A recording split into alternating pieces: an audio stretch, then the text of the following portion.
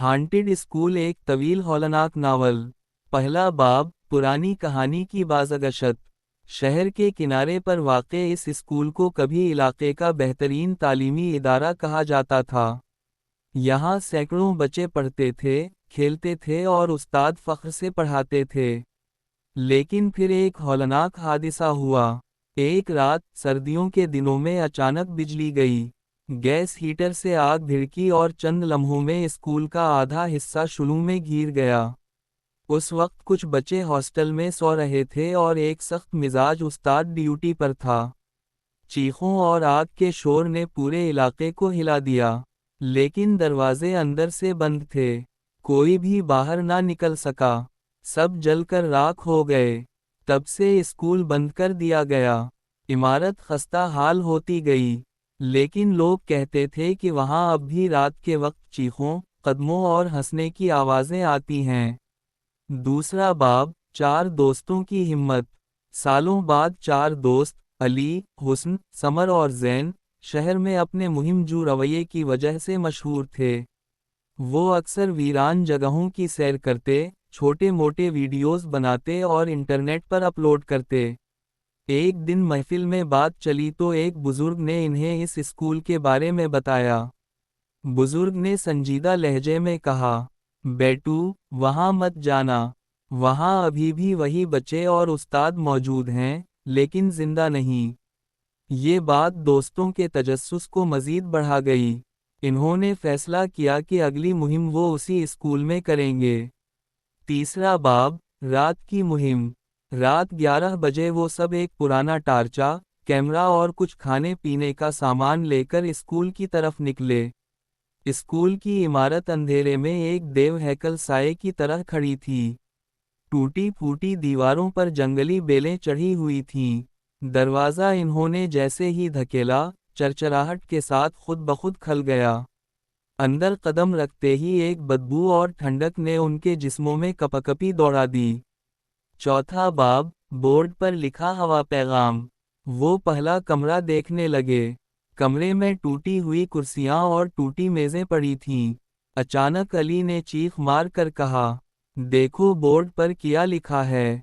सबने टार्चा डाली तो देखा कि ब्लैक बोर्ड पर सुर्ख रंग से लिखा था, ये जगह छोड़ दो, वरना जल जाओगे। इन सबके चेहरे पीले पड़ गए, लेकिन समर ने कहा ये शायद किसी की मजाक या पुरानी अफवाहों का हिस्सा हो, और वो आगे बढ़ते रहे। पांचवां बाब, लाइब्रेरी की दहशत। जब वो पुरानी लाइब्रेरी में पहुंचे तो अचानक किताबें शेल्फ से खुद ब खुद गिरने लगें। गर्द वाओ गुबार हुआ में फैल गया। फिर किसी बच्चे के रोने की आवाज़ गूंजी। जैन का दिल जोर जोर से धड़कने लगा। हुस्न ने कैमरा ऑन किया और सब कुछ रिकॉर्ड करने लगा। खिड़की के पास एक धंधिला सा साया दिखाई दिया। ये एक उस्ताद का था। इसकी आंखें सुर्ख शुलूं की तरह जल रही थीं। उसकी आवाज़ कमरे में गूंजी, हम अभी तक जल रहे हैं, तुम क्यों आए हो। छठा बाब, भागने की कोशिश।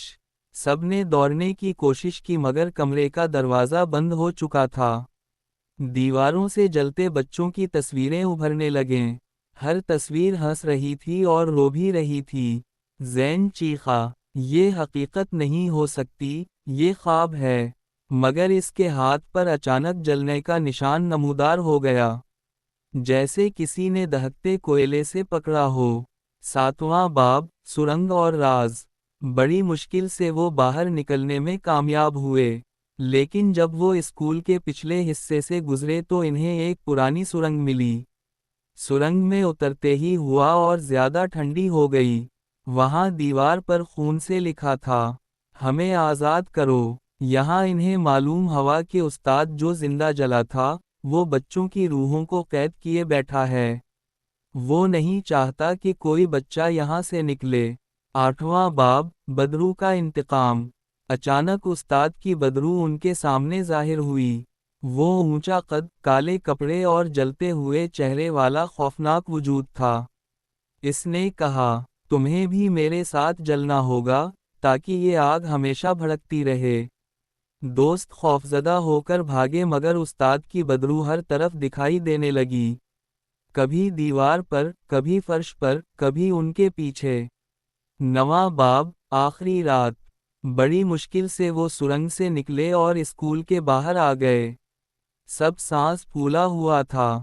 انہوں نے قسم کھائی کہ دوبارہ کبھی وہاں واپس نہیں جائیں گے۔ لیکن اگلی صبح علی کے گھر کی دیوار پر خون سے لکھا ملا، ابھی کہانی ختم نہیں ہوئی، تم سب واپس آؤ گے۔ 10واں باب، آگے کا راز، کھلا انجام۔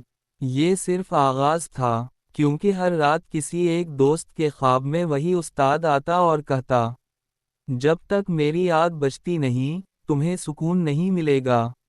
اور یوں ان کی زندگی ایک نئے خوف میں بدل گئی۔